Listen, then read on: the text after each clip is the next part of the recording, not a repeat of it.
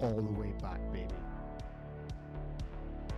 Yeah, and if we say book your hotel, you book your hotel.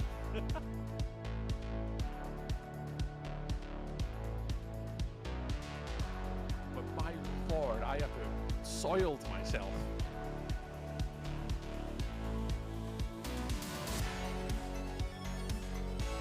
And now, another episode of The Way We HNC It.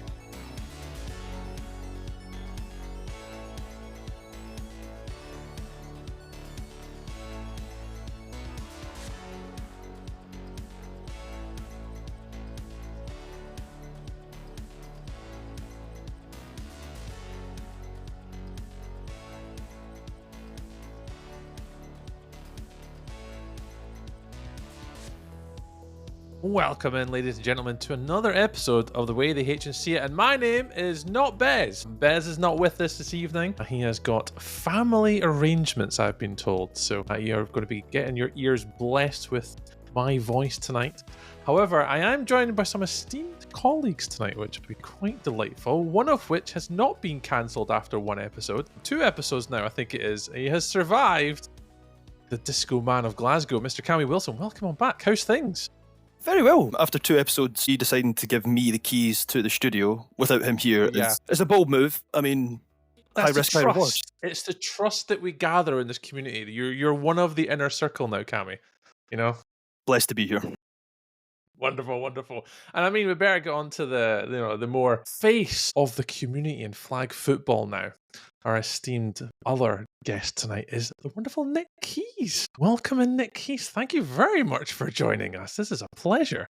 God, it's far too energetic a start. This is, you've built me up now, and a face is not what anybody needs.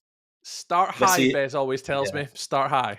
Let's see if I can avoid being cancelled after one appearance on this show. That sounds good to me. Nick, you'll be safe. A true professional to guide us through it. You've obviously been properly media trained. You're definitely going to be well better at addressing everybody than us. But thank you so much for joining us, Nick. And I guess obviously that's where we'll obviously start is for those obviously don't know who Nick is or never really crossed paths. Obviously on the HNC podcast page, Bez post news and updates, and we had a change of the guard at the GB head coaching. And Nick, that's fell to yourself. I guess obviously to give everyone a little bit of a rundown, how it obviously came about. We're going to start right at the beginning, obviously with that because everyone kind of knows that part, and then we'll get into the who is Nick. But yeah, congratulations on the job opportunity. That's a lucrative position with the future of where flag's going, and obviously our aspirations. How did it all come about? What happened there, Nick? Tell us all about it. Interesting one. I think, again, you are right. Yeah, really exciting time to be joining the program or in this different role. Obviously, I've been in the program in some form for a few years now, but albeit in silvers and perhaps a kind of step removed. But in terms of gold, obviously, Alan Young being kind of outgoing head coach confirmed just before Christmas that he'd be stepping down. And I don't mind saying almost immediately, Alan and I had a conversation around what did an application process look like for taking on that role. Alan gave some helpful feedback on that, and then kind of in middle to late January, really, it was confirmed what that application process would look like. And so I applied. It was kind of dual interview process and some skill-based testing and the like. And I was informed, I think 7 days before Camp 1 that I was successful, which I was thrilled about. But it's made for a very busy 7 days. And I think we're nearly on a month, actually. I think this Thursday, it's kind of a month on. So it's been a very busy month too. But that's how it's come about. Exactly as you said. Yeah, really excited about the opportunity and everything that comes with it. Again, a lot to do. But yeah, I'm excited about it. Imagine the 7 days before. Like plans, arrangements, who's going, drills, outputs, objectives, goals, Nick. Yeah, for any new job role, that's the way to get going. Straight into the deep end. So I guess we'll just say, that's obviously Nick, GB Gold now head coach, taking over from Alan Young. But where did it all start? Cammy, I think we have various questions. We'll dig into Nick's background and get to know Nick a little bit more. Because I've never met him before. I've played many a team. I've watched many a flag football. But he has many accomplishments, Cammy. I mean, I can't say them out loud. I've won nothing in flag football. Although I do have my medal tonight. It's not a video podcast, but I do have my Granite City Quake medal from 2023 that Bez forgot to give me. That's about it for me. So, starting off with your playing career, obviously you've been a Hurricane for over 10 years now. 4 British final visits and 2 national finals to your name. Yeah, that's right. Yeah, so I think I can't remember when I joined Keynes exactly, but and I won't age myself by trying to remember the years. But yeah, you're right.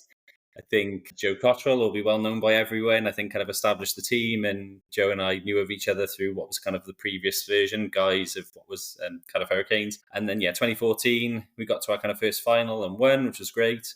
I couldn't tell you where the next 5 years went. It's all a blur. But I think what I do know is 2019 we were back in a final against then the Smoke, then their first final, I think. Thankfully we won that one too. And then we've been in over the last 5 years, then or 6 years, we've had kind of 2 other finals appearances. I've been around in flag for since I was 14, and again I'll leave you to look at my face and try and predict how long that's been. But it's been a long time. Football, kitted and flag in the country for kind of 20 years now essentially, and it's been great. I love the sport. I love flag as much as I like to hate it as well, and that's a kind of popular thing locally that they all laugh about. It's been great, and we've had a good level of success. I'm really lucky that I've worked with a lot of really good players, and more importantly, a lot of really good people. And we've had some good experiences out of it. Yeah, nice one. Yeah, you touched on contact there as well, where it's the Swansea University team that you coach of, you part of. Yeah, so I when I played flag football before I went to uni, turned 18 and went to Swansea University, and Swansea Uni in my first year in uni were in the kind of affiliation year, just trying to join what was Bucks then, or join the Contact League. So I played Contact for 3 years, was president for 2 of those years, did my masters in a different university, and then was asked to come back and be head coach, which I was at for 5 years. So spent a long time kind of coaching there. Again, had a great time in terms of being pretty young, if you like, in comparison to my peers at that point, which is wild because I didn't have a ton of coaching experience, if any, at the point we were doing that. But I can say in the most humble way I can mean it, that we, when I came back as head coach, we had a team that had never had a winning season, and obviously I was part of a lot of them, so there's no criticism in that. And then within 2 years, we'd won what was labelled the Challenge Trophy at that point. I think in my 4th year, we had an undefeated season where we won 13 games and won Div 1, and kind of left it in a really good place. So I'm really proud of everything that came from Swansea. Again, like really fortunate to work with a lot of good people. You're only ever as good as the people you work with, aren't you? And the players you're around, and we had a lot of them. So that's all my kind of kitted experience. Pretty stellar start to a coaching career. I mean, can't have got any worse now that you're GB Gold head coach, but yeah. So fair play to you from there. No pressure at all. It's all right. It'll be fine. Yeah, exactly. I mean, he's missed the most important one out, Cammy. Bez gave us our notes, Nick. The BAFTA Coach of the Year finalist. I mean, put that in the CV, and that's pretty cushy to have. I mean, there's a lot of... Made for a good night out, I know that. It was certainly, we had, you're right. I was very lucky and humbled by the fact that I was nominated for that. Somewhere there is a photograph that exists of all the nominees kind of standing in the lines, and if you find that photograph, in that line is Phoebe Schefter, is Wayne Hill, is the nicest man in flag, Dale Kirby, stood next to me. And so it's funny now, jump forward all this time, and we're still all about it in some way. And I certainly didn't think I'd be in this position at that point, but thrilled to be in it now. Yeah. Well, moving on from your time coaching Contact, then moved in, I think it was 2022, you became the Silvers offensive coordinator. How did that all come about, working with Dale and the rest of the Silvers development team? Yeah, no, it was funny how it did come about, really. So I think, I'm trying to remember the game day. There was a game day that Cardiff had hosted obviously in South Wales, and that Dale had attended, I think, to watch. And we just had a conversation on a sideline about, to be honest, not about football. I think about life, and we hadn't seen each other for some time. And Dale knowing of my background and things. And Dale called me, I think, the week after and said, would being involved in GB Silvers be of interest to me? And I kind of talked about, I suppose, my aspirations and how I think I can help develop people. And there was something in that was interesting. That was probably certainly my recollection of the conversation. And I think 2 days passed and Dale said, good news, you're the offensive coordinator. So I think, perhaps it wasn't entirely what I kind of expected. Having said that, in the first year, I think I was around quite a lot in terms of, we had attended Big Bowl and it was regular at camps and did quite a bit of development work with the players. a bit like we touched on earlier, I've got a young family, I've got 2 kids. So over the last 2 years, it's been increasingly difficult to kind of get to camps. And obviously, as we touched on, especially when I've still been playing and still thinking that, delusional enough to still think I can do that at a high level and still win things with the club. So doing that while I can. Having said that, I suppose it's worth acknowledging now, I think when this job came up as the opportunity, something that I've said to you already, Cam, and I offered as to Baffa, really, as I said that I'd immediately stop playing if I was successful. That's not something that Baffa have asked me in any way. It's just something I think's right for the position in terms of being not affiliated to a specific club, being really open and transparent in terms of wanting the best for flag in the UK, which I genuinely do, and ultimately because that's in the best interest of the programme. So my kind of playing career has very abruptly come to a halt, if you like. That's not to say you won't see me on some dodgy field somewhere playing a dodgy tournament, but I think for now I look forward to seeing how the league season plays out, and obviously my focus is entirely on Euros in September and anything beyond that. How was the response from the Cardiff boys? Obviously they've got the Storm coming into the league as well now. When you told them that you were successful and that you would be stepping away from the club, how did they? Obviously you've been a key contributor in what we discussed earlier, which was a very successful past 10 years. So what was their response? I think they all hate me. Hate me as much as they did before anyway. Yeah, no, to be fair, again, like, the guys are great. I think they know how much, I suppose, I think I can add something to the programme more than perhaps I've been able to up to this point, and particularly in this new role. I'd like to think there's obviously a bit of disappointment that on the verge of a kind of a new season, there's a bit of a big change. But as you said there, Cammy, like, the club's in a really good place. Like, Storm now, it's been something that's been developing for the last 12 months. We had a really big squad through all of last year, and a lot of those guys now will form part of what will be a really good Storm team to compete and try and go for promotion really quickly. I think that'll be the ambition. And equally for kind of Canes one, if you like, or Hurricanes, still in a really strong spot. From a playing perspective, it's not lost on me that, Costas is obviously away for a year and I'm out too. So it's not that there's no impact, but there's a lot of really talented players within that programme. If you've still got the Joes, the Chris Joneses, the Chad Stevens of the world, you're going to be fine. You're still going to win plenty of games. So I have every confidence the guys are still going to do that. Yeah, well, I can tell you that your atmosphere on the club isn't gone unnoticed, because chat with Matt Burke, who is taking on a coaching role with the Storm, he spoke very highly of you and you influenced him quite a lot in his decision to then help the Storm team come about. So yeah, they might hate you, but they still like you a little bit. Yeah, at least. Listen, Matt's great, and Matt's another one who, it's a really good sign of, I think, where the club is actually. Players who played on other clubs locally or further afield and have said that they want to join the program, that our program, that program, and kind of align to what we're trying to do, ultimately win championships. And Matt's immediately become a key contributor to the team doing that. And you'll know of others, former button hookers who are travelling a long way to be with the program, which have been great additions to the team too, and I'm really glad that they're doing that, and that's only going to keep happening. So yeah, I apologise to all the guys who I recruited saying, please join us, I want to be with you, only for me to very abruptly leave. But yeah, I think they'll still benefit from the experience, I'm sure. It's for the greater good, Nick. That's what it is, for the greater good of our sport. That's ace, man. So I guess that obviously taken from like the Hurricanes, they're going to miss you dearly. Chances of the Hurricanes getting to another final this year? It's the expectation. Listen, your success is an interesting one in terms of, it's eye of the beholder, isn't it? It depends on what your kind of your standards are. But for a lot of us who've been part of the 2014 championship, the 2019 championship, finishing a runner-up in a final is in no way satisfactory to us. That was the position from Canes. I think we're really proud of what happened last season. If you beat London Smoke twice in 1 year, you're doing something right. That takes a lot to do that. However, I know not a single person in that program is satisfied with the outcome of the final. Hornets, as I've said already, Hornets fully deserve to win and were very deserving champions last year. I have every confidence that Canes will be in amongst the mix again. And as we all know, the three of us, like, the standard's only getting higher, isn't it? These games are only getting more and more competitive. Absolutely. And that's where we want to be. Selfishly for me now in this new role, that's what I'm looking for, is the highest standard of flag, and also the highest standard of flag player, athlete that can be in this sport. That's what we want. That's what's happening at our camps going forward. I think it's a really good place to be. So yeah, in answer to the question, I really hope Cardiff are still amongst it, and I hope everyone else is too. Yeah, I'd be very surprised if they weren't, being totally honest. Even, as you said, with the news of Costas moving to Philly, before the season starts? Is he completely done? He's in already. Yeah, he's gone already. Wow, right, okay. That was quick. The Adonis is gone. Oh, I'm heartbroken, man, honestly. Yeah, like, obviously you listed a whole number of people who are very talented on that roster, and I think it'd be a shock to everyone if you weren't back in the top 4, the top 2 even, and try to lift the trophy yourselves next season. So you've left the club in a very, very great position. Props to that. Moving on to the gold role and how that all came about. Obviously, you said to Young very shortly after you heard about his resignation coming about that you were on the phone to him. Did it take long for you to decide that you wanted to go for it? Was it ever even a thought?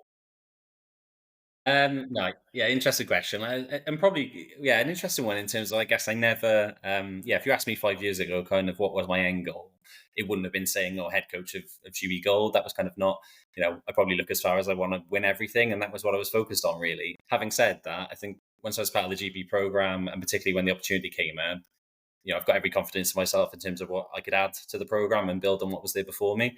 And so I suppose in that regard, no, I always thought if, I had every confidence, I guess, if I was interviewed and it was a fair process, that I'd have a good chance of getting the job based on my resume. And I'm glad, I suppose, that's kind of played out in that way. But more importantly, yeah, the kind of things that I think some of my strengths and what I can add to the program, I think is exactly what it needs. So no, I didn't hesitate. If there was a hesitation, it was speaking with my dear wife and saying, what does this look like for us in terms of now for the next 12 months, which is the most important conversation any of us will have, obviously. But yeah, beyond that, I think, it's all been great. And again, as much as it's been chaos for a month, which it has been, it's good. It's so slowly becoming kind of organized chaos, which is where I want to be. Still lots to do, but with steps in the right direction, which is great. Yeah, it's all came about very fast. So organized chaos is probably quite a positive place to be given the whole scenario. I mean, if it helps at all, I think as an example, obviously, again, we had camp on a week's notice. So whilst I try to prep some things in advance, there's a lot of learning to do on, both with me and the squad, and obviously squad adjusting with our coaching staff and all the different changes. I think my words at the end of camp were, this will be the worst camp that we have all year. And I meant that in the most positive way I could, which is in terms of organisation and everything else goes with it. Every camp on it will be an improvement. And also in terms of standard of flag, it will only get better. There was a lot of good stuff that was shown at camp, and there's a lot of stuff that we know we want to work on and improve. And I'm confident then that every camp that follows will be an improvement. So as much as it was good, and I really enjoyed where we got to, and I think a lot of the players did too from the feedback we've had, which is great.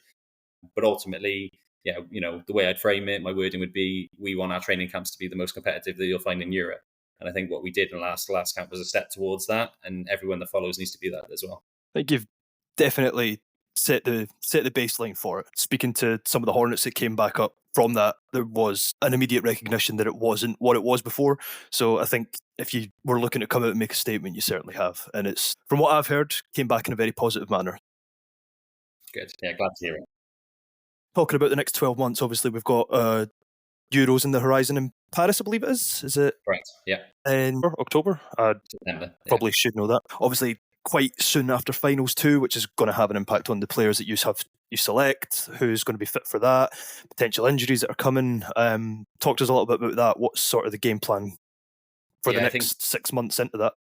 Yeah, it's an interesting one in terms of, I think, looking at formulating a squad, I suppose, between now and then. We shouldn't forget, and it is my fault if I go back to my point around 7 days until a February camp. What I was keen to do is extend the selection timescales. We didn't have to kind of introduce an arbitrary timescale for us to say, right, we have to pick a squad by now and then hope that all those players survive through to get into September. For me, the best way we develop the team is having a competitive environment where everyone in every single camp is hopefully, one, trying to be there, because that's important, obviously, but two, developing to form part of a squad at a point in future. Because of that, you'll note that there's the kind of idea of picking a team has been extended. There's no set deadline for that at the moment. That'll naturally happen going towards September. But where we want to end up is clearly by, say, July.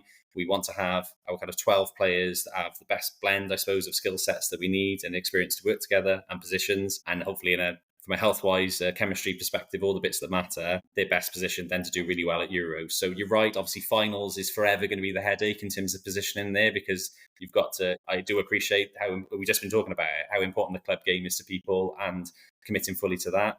And also hopefully getting people in a position where they're prepared going into those finals and coming out of them to less than a month later represent GB to the highest standard possible and achieve the right outcome. So that's a headache for me, as it is for, I suppose, most countries really in Europe in terms of spending on their schedule. But I'm confident we've got a plan that can enable us to do that. Would it change your approach in any way if it was, say, earlier? So I believe when it was Limerick, it was in August, or I believe it was earlier in the season. Do you think that would change the way you approach selecting a squad at all, or how you prepared?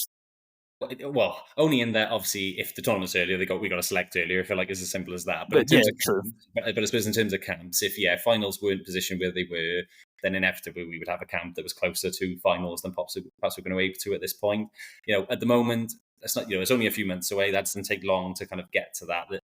But equally, there's a lot that can happen between now and then in terms of squads. So again, as I say, there's a lot of gold from returning players, which is great, and that's what we wanted. But at the moment, they are trialists, same as anybody else. And the kind of new 12 that we have to select, they either will be very similar to what was there last year, or they won't. But the kind of the best 12 need to put themselves forward, and that's what our camp in 2 weeks in March will look like, and the two that we have in April, and tournaments and things that we have kind of scheduled up until then. So yes, it's an evolving picture, I suppose, for all of us, for me as much as anybody else. But I'm really confident from what I've seen already, we'll be in a position that by July, we will know what our squad looks like, and we will have a team that's ready to compete. I guess that's a great thing with the community. You've obviously been involved, Nick, since 2022 with the Silvers already. So obviously, influence within the sort of the standardization of what we kind of expect from a talent level and where they need to get to.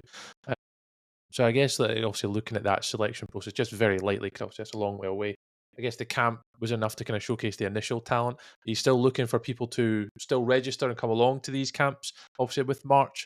Or are you looking to obviously keep within the same core that obviously you've had before? Is there kind of mix of both? How do you kind of see that kind of like working into your plans? With obviously the Silvers program, I think, is Dale still doing the head coach of Silvers? Yeah, no, really good question, actually, and an important one as well. So yeah, you're right.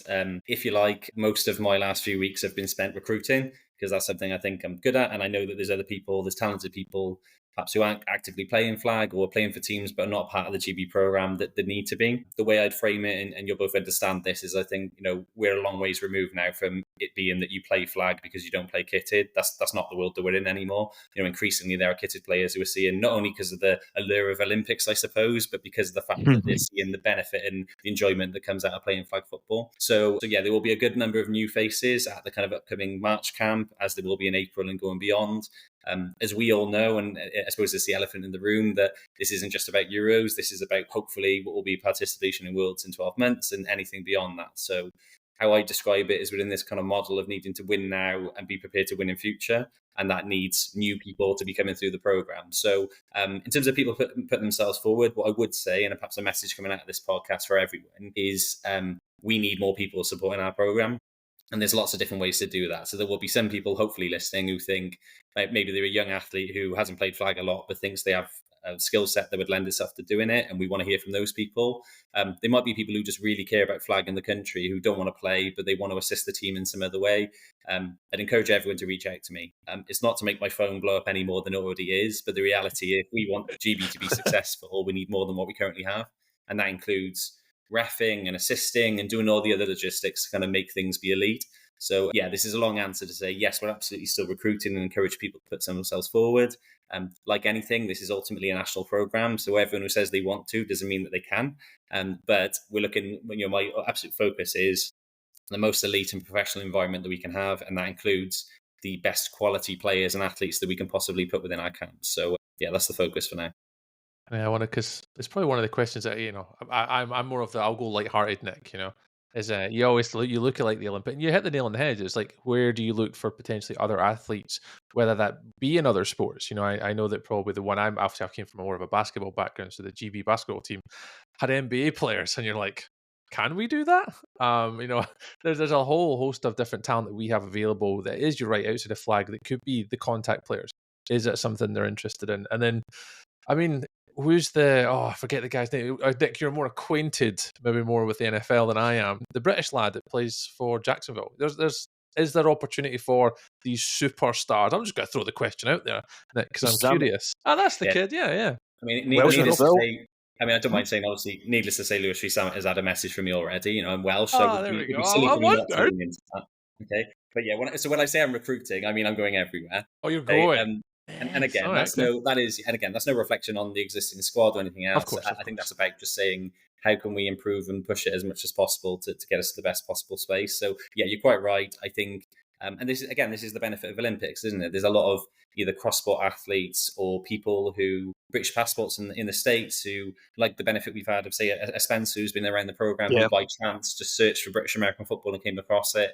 We're reaching out to a lot of those people in those scenarios to say, can you do this? Naturally, there's a big financial commitment involved in trying to do something like that, and that's not wasted on me. But also, this is a really unique opportunity for everyone, and being able to represent your country is no small thing. And that goes for us as coaches as well, in terms of kind of the important role we play in that. And ultimately, my focus for now is saying, well, when we go into Euros, we know what the kind of minimum goal is. It's the same for everyone in terms of qualification for Worlds. I think I never got involved in this sport to take part. And I think that's the focus of what I'm looking for anybody who's going to be in the squad. And if they match that, then I think we've got a good chance of being successful. Talking about Euros and goals, have you got an expectation in mind of a minimum of where you want to go? Like what is the goal? Well, obviously the goal's winning, isn't it? What's the standard are you holding everybody to that's coming to these camps? What do you expect? Yeah, no, it's an interesting question. There's probably 3 different ways I can answer that. I think let's go with the very literal one, kind of what I just acknowledged. So the minimum standard I think any country would be saying is the acknowledgement now you have to finish top 6 to qualify for Worlds. So minimum's never a nice word when you're describing kind of outcome-based goals, but in reality that's where we all are. Okay, so we need to try to set a realistic standard. Yeah. After the Euros the Worlds and the Euros that we've had in the past 2 years, I think setting a more realistic goal is something more achievable. Like we're all there to win medals, and everybody wants to go out and get the gold, but it needs to be based on what you think we can actually go out and attain as a country. The other thing I'd say to that, there's nothing wrong with being ambitious. Yeah, everybody says, if you ask anyone saying you're going into a game, what do you want to happen? Most people say, I want to win. I think the point for me is not everyone knows how to do that or what sacrifices you have to make to get to that standard. And that's more where my interest is. So when we describe kind of objectives, my objective is making sure between now and September, we as a staff, as a support staff, as a wider program, have put everything we need to in place to give our team the best chance of winning a tournament or being really successful. Again, listen, even if I can say top 6 is minimum standard, I can promise you if we finish 6th, nobody will be satisfied with that. It might have enabled us to get to the next stage, but that will not be satisfactory in terms of wanting to one day to be in Olympics. Because again, the reality is, 14th, 15th in the world, whatever the standard is at the moment, that's not going to be, that's not going to get into a top 6 selection for Olympics. That's where we are. I'm not going to apologize for kind of acknowledging that point. That's what we're trying to work towards. Can't guarantee outcomes, obviously. We've got to focus on the process and try and get there. But I think that's certainly where, as a program and from the players that I've spoken to, that's where everyone's thinking it is achievable. We just got to do the right things to get to it. Solid response. Tell you what. Can't argue with that. Can't argue with that. No, come in, be good, be talented, and the results will come to you as long as you put the effort in. And I get that's the thing. There's a lot that goes into being obviously an Olympic, not just an Olympic athlete, but just taking it from for me, hobbyist. I enjoy flag. I probably, as you say, Nick, the talent level I can see is getting slightly further away these days, maybe because I get older. But there's a lot that goes into that, from mental health to their overall fitness to nutrition to just even from work commitments, insurance. There's so much that now goes into it that it's just not turn up play. It's having that buy-in to what you're trying to achieve as well. So having those goals is great, but that'll be bought in across the field, and I'll just make your life ever so easier. Which I imagine it's what we're striving towards as a community. We all want to get there, I can't speak on behalf of Cammy being a British champion, but I mean, he is surrounded by natural athletes. You want to represent your country. It's your biggest honor, I guess, for a lot of us. Oh, it's so exciting. I'm buzzing, man. It's not even the European Championship. We've got months to go yet, but I'm sure Bez will have lots of content lined up for it and keep us all enthused. Yeah, we've got plans. Plans. Yeah. So I guess with do we have? I know I'm just going to prod Nick as much as I can get information from him. Coaching staff, do we know? Is there like new alignments coming for yourself? Is that public knowledge? Are we allowed to talk about it, or is it a work in progress? Shall we say? So there's I'll give you the kind of Premier League manager answer to this then, if you like. So because then media trained Cammy, I knew this. I love it. So yeah, if you like, I won't name coaches now, and the only reason I do that is because that's something that'll form part of the March camp now with players. I'm obviously keen for them perhaps for some of them to hear it directly, and obviously there have been changes. The thing I would say is, and you'll understand this, is ultimately I want any player who attends our camps to really benefit from that experience. The reality is we're going to have a lot of people attending who won't get selected to be in the team. There's only so many you can take. But if we can have people come away with they've improved as a player, as a person, as a result of the experience, then we're doing something right. And the coaching staff that I've put in place are people that are, again, good people, the good football guys who will hopefully give people those experiences. All of our coaching staff are people who've won a British Championship, who've played internationally or coached internationally. They can add technical and tactical value to people who attend our camps. So that's my sales pitch, if you like, in terms of who we're working with. The detail I'll kind of follow. Ultimately, and let's not forget, it's flag as well. So there's only so many coaches you can have when you're talking about a five-a-side game. But I'm confident who we've got in place will really add value and improve where we were. So I'm excited to work with them. And we had a good coaches meeting yesterday. I think we're aligned. The other point I would say is this isn't obviously just exclusively gold. When we talk about silver and under 21s and the wider coaching staff, the key thing for me is us all being really aligned, because that is the development program. Under 21s is the future Olympic team. It is the guys in will be playing. So if we can have joined at philosophy and approach camps in the same way, then I think we're doing something right. And yesterday was a good step towards that. Oh, absolutely. Something that you said earlier that was actually going to entice me to ask this, but you're talking about under 21s, and then obviously because we're all at Loughborough now, you've got the under 15s, under 17s, under 21s, and the senior all there every weekend of camp going forward, I'm pretty sure. Do you have much say in any of the other groups, or are you primarily focused on just the senior team? Yeah. Probably a developing picture is probably the answer to that. It's not a kind of formal BAFRA response, but you'll know there's kind of a lot of work happening around making a lot of these posts very official and what the future might look like, and a bit of a restructure. The thing I can say is obviously Dale Kirby being Silver's head coach, Kelly Barrett being under 21's head coach, we're certainly very joined up in terms of our philosophy there. The other reason for that, as you'll understand, is there are some really talented kind of 17 to 21-year-olds coming through that program at the moment. And my position is if you're good enough, then you're old enough, and we want to expose you to those experiences as soon as possible.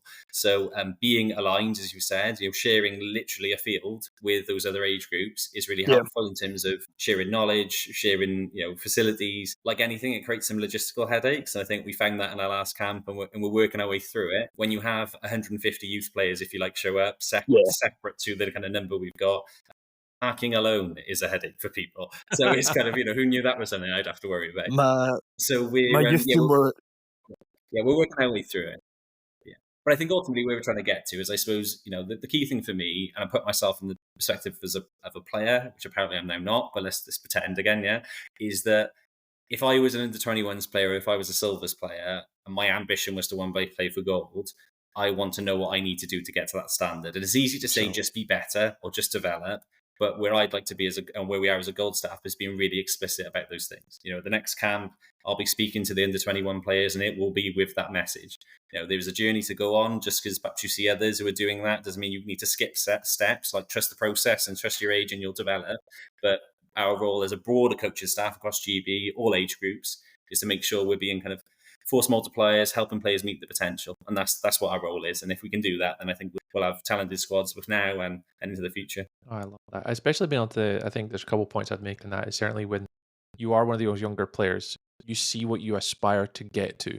You'll see the intensity, the level of, enthusiasm to just listening, the ability to listen to coach and take their feedback on board. But I mean, there's probably one from, I've got a bit of coaching background at least, is that message that you kind of give the players. How do they take that on board as well? How do they process that in action, make it actionable?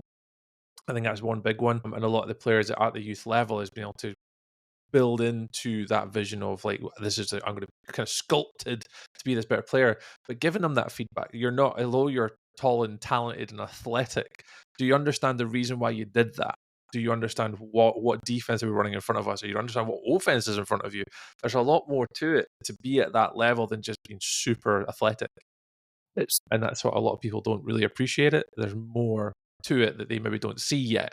But through the experience of the coaching, that'll then resonate, and that message will go down, not just from yourself, Nick, but certainly you're right, to Dale, to Kelly, to the youth squads. And that hopefully that message will transcend to when they get to senior, they're in that position to be successful because they're building up that development cycle by listening to their coaches, getting the appropriate feedback when they need to hear it, and remaining positive. It's going to be a few setbacks along the way. It's a very small pool of players to kind of get down to. There's going to be disappointments, but hopefully that's going to make them better as individuals and athletes as well. That's exciting. Looking at the players individually, as Tree said, you get a lot of athletically gifted people who are naturally taller, naturally faster. But what is it you look for in a player that you believe makes them excellent? What's something that really stands out for you as a coach? Yeah, good question. I think, and it's slightly different answers depending on the position we're talking about, isn't it? Because it'd be very easy for me to say, let's just everyone be over 7 foot, please, and then that would be great. Let's have a team of those guys. Electric. But I think, the reality is, different possessions lend themselves to different things. I think, physical attributes is increasingly becoming part of it. The game is getting more athletic, and there's only so much you can kind of work around that from a scheme perspective. Let's not forget this. What I might describe as tactical and technical knowledge, the kind of bits we've just touched on, really, like players understanding that Game this IQ, is just being the fastest. This is knowing how to scout and how to identify teams and tendencies and all the other pieces. And then the other bit, which none of us will ever get round when we talk about principles, is being good character people as well. This isn't just, being a good person is a nice thing we all talk about, but it's really important in a team sport. However, it doesn't matter how small that team is. If anything, it becomes even more important when you're in a small team because of the kind of consequence you have on a bigger group. That's maybe a bit intangible in terms of trying to measure what a good person looks like. But, a big part and fundamental bit of the way of something I'm bringing in with the staff is what I would describe as the squad evaluation process. This isn't just gut feeling now. This isn't just looking at someone saying, I don't think they've got it, or I think they do. It's something more measurable, analytical to say, these are the things they're good at, these are the things they're not, and a kind of scoring-based system to see what that kicks out at the end. There will be some things where you say it is a bit more subjective, you just have a feel for it. But it all centers around this idea of trying to give constructive feedback to players. Again, some people won't be ready. And I don't think we have to apologize for acknowledging that fact. We just have to be clear in our communication and say what you need to do to get to it. Ultimately, and it's not to go on too much of a tangent, but the way I look at the coaching is, we're in very privileged positions and we're influencing people's lives. And I know that sounds really dramatic, but what I mean by that is if you're selected to be in a gold squad, that's determining what the next 12 months of your life potentially looks like in terms of your physical and mental investment. And also it's deciding that somebody else doesn't get the benefit of that experience. So as coaches, we've got to take that approach really, really seriously. And that applies to all of the age groups. And I think all the staff completely buy into that, but it's important to say that out loud rather than just kind of take it for granted because ultimately it's fun and it's a sport and it is still those things. But if you want to be elite and get to the highest level, you have to be very, very conscious in your decision making, don't you? And I think so. So when you go back to what you asked me, I can say fast, tall, can attack the ball, can tackle well, can all the different technical bits that come with it. But really, we're looking for those kind of well-rounded athletes. And the other way I'd summarize it is I don't mind saying, I think one of the opening words I said at our camps when I said, I've been in the job for 6 days. What can I ask for from you as players? And the answer was just be elite at something. Show me that you're the best at something that you do, because if you have that, then we can work with it and we can find a way to utilize you within the squad. Sometimes you could be the best in terms of being the most versatile rather than being the best at a specific thing. But if we can get to a point where we've got a 12-man squad that is the best at the things that they do in the country, it'll give us a good chance of being successful. Incredible answer, Nick. Very Media. well done. Yeah, oh yeah, tick on the box. That's amazing, man. Yeah, and it certainly goes. It's going to be, for us, obviously, I said right at the start of the show, is obviously, it's an exciting time to come into it. There's this massive sort of like target at the end of it, which we all obviously want to certainly achieve. So yeah, good luck to everyone, all the players that kind of obviously aspire to kind of go down this route. Certainly, if people do have questions, please reach out to your coaches and peers. We kind of influence as much as possible. We want to give feedback where possible, want to grow the game where possible. And if you are an athlete that are interested in taking the next steps in the next one, we've had a conversation with Lee. My brain's just had a brain fart.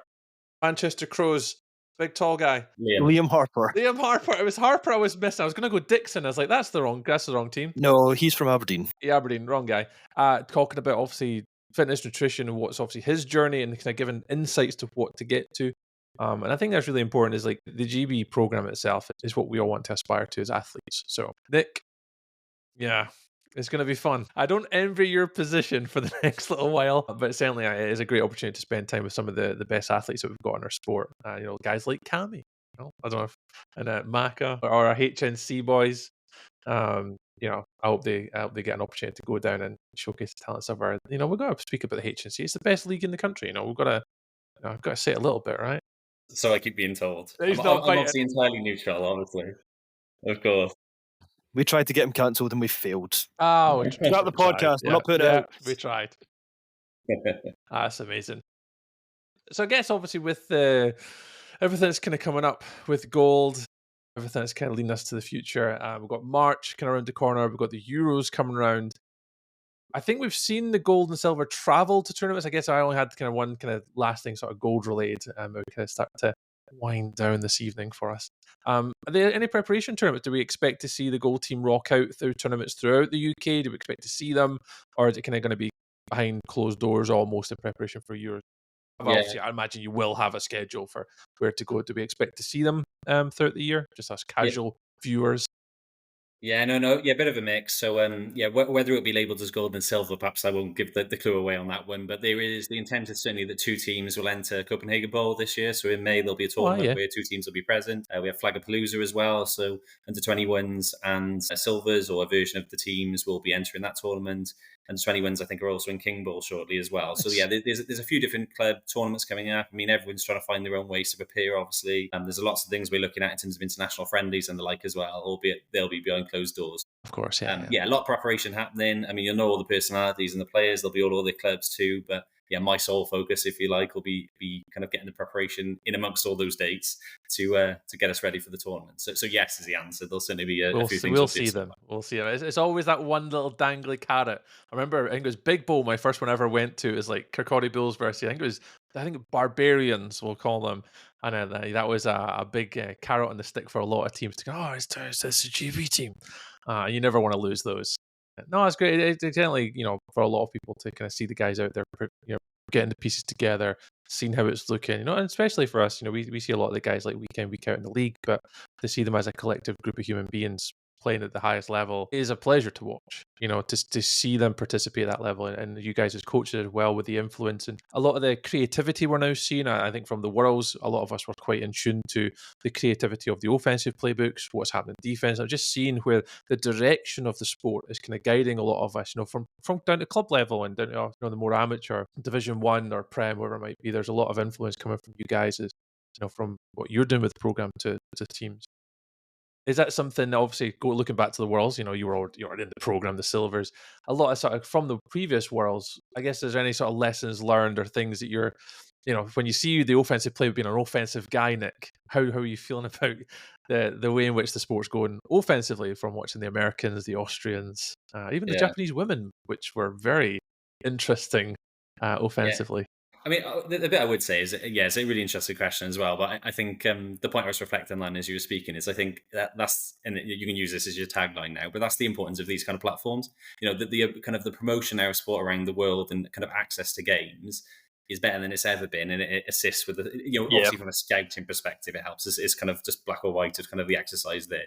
But in terms of seeing different ways that things are done around the world is super useful, and you are seeing that now in the club game.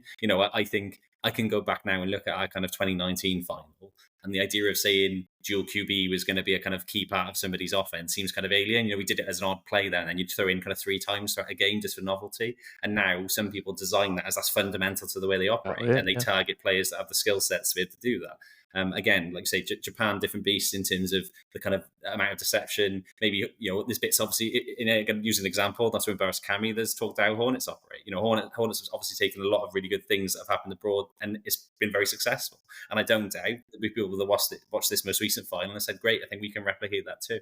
So I wouldn't say necessarily all of those things lend the current skill set that we have within our team, because it is flag as well. There's such a thing as overcomplicating it. Nothing's more popular than me than 4 hitches. Let's nail that as much as we can. Yeah, agreed. Motion and deception and all the other elements we can do. I think this huge opportunity to do that, it certainly will feature in our approach and the way that we design our own playbooks and develop our squad. And again, I know Ash Lewis has done some articles recently talking about kind of defensive formation changes in there, and it's really fair points to raise, really. So I'd like to think GB can get ahead rather than trailing and following what everyone else is doing. Hopefully we can do something others can replicate, but that's the challenge, isn't it? It's trying to be creative in a sport where everything's been created or not, and that's where we are. Absolutely. That's exactly where I was leading with it, Nick, because it's really interesting to kind of watch where the sport has obviously been going and developing, and we look, obviously, you have to look at our peers in some direction, and we look at Team GB, we look at the Worlds and European, and we go, I didn't know you could do that. A lot has been tried. I've luckily had a lot of time with like Neil, obviously Arnold, and his playbook, but there's a lot of now out of the norm, like the 4 hitches as you discussed. Best playing flag, absolutely. But yeah, there's a lot that the tournaments introduced last year, and the Japanese women that we've seen. So, some phenomenal stuff coming out from that's going to influence the way in which a lot of the club teams sort of play. I'd imagine playbooks this year could look quite different for most people. There's 2 or 3 of my youth team that are exceptionally well offensively minded, and they'll come to me with like 6 new plays and be like, "Yeah, I seen this. Like they ran it in Japan," and I'm just like, the ball's been handed off 4 times. What's going? It's ridiculous how deep the rabbit hole can go. Exactly. Yeah, like the I love influence their creativity though. The pencils and the pen, coach. I want to run this. No, they've got Playmaker on their phone. Really advanced these days. That's how old I'm. Given my age, I'm trying pencils and pen on a side of a playbook or something like that. Jesus. It's funny. I know when I started coaching kitted, that was back in the days where people would say, "I want to run this play because I saw it on Madden," and you kind of roll your eyes now, saying, "No, that's how it started." And we've gone full circle now. We're kind of back to that point again. We're especially in flag, you can draw scribbles on a page, and you've got the athletes. You can now do it. Hopefully, you can anyway. And you're seeing a lot of teams where they are doing that. Yeah. I think that's the freedom and creativity that you're hopefully going to have with the athletes and the elite athleticism you're going to have, but it's the knowledge and understanding of the why am I doing this route? I'm doing that to move this player out the way, not because I'm running a route to get the ball, but I know if I do this, it frees up a space. There's more to it than just running the route. There's way more to the deception element of it, to creating separation, to creating the space, and for the quarterbacks, I don't envy them throwing the ball myself. It is not an easy job, but I say Ash, you already mentioned, phenomenally talented. Obviously, Charlie as well. You've got no end of talent to pick from the slingers out there, and the decision making they're going to have and the brains behind it as well. So they're going to be very well looked after, I can imagine, Nick, with you at the helm. So it'll be good fun to kind of watch how that develops. From my perspective, I'm really interested. It's kind of like, what are they doing? How are they going to run it? What's going to be different? So, it's fabby. Cammy, have you got any other? We've run out of Bez's notes now. Bez's notes have now depleted, Nick. So sure. We're just now talking about flag as our main key sport that we all play and enjoy. Well, I mean, Nick, you will probably be a mercenary like I will be at some point. Cammy, you're still obviously playing this season. Any questions from you, Cammy? Got anything? No, you've answered everything I had to offer perfectly. So it's been great. All I can say is thank you very much for your time, Nick. I appreciate you coming on. Yeah, thank you. Yeah, enjoyed that. So thank you very much, everybody. I mean, I'm trying to think how Bez now does his outro, Nick, and I'm probably going to butcher it as ever. Is there not a question about your favourite Scottish? Is it? Sometimes we do throw in the Tunnock's tea cake and you've got the Tunnock's wafer, but I mean, if there was a favourite Scottish idea good, what either of those are? That next time wasted on me. We'll make sure we'll send some of the guys down with some goodies for you, Nick. We'll make sure you're well looked after. That's for sure. Right, well, thank you. I think the way Bez normally does it is he normally ends with a dad joke, but I don't have one lined up, so we're not getting that today. We'll end professionally, Nick, because that's the elite media training that we've had, and it's and all that. But no, we appreciate your time, Nick. I cannot wish you more success with obviously the program. We'll try and push as many people your way as we can. If people are obviously interested in helping out Nick in any way, playing, not playing, volunteering, anything at all, please reach out to Nick. We're absolutely possible, and the guys at the program, any help would be really appreciated. We all want to support each other and do the best that we certainly can. So yeah, Nick, hopefully we speak to you again shortly with the progress reports on how you're getting on this season with the teams. I guess that's a goodbye from Nick. Thank you very much for having you on tonight. Thanks very much. Thanks for having me. Goodbye from Cammy. Good night, ladies and gentlemen. And a goodbye from me. Thank you very much for listening. And that's been The Way We HNC with Nick Keyse.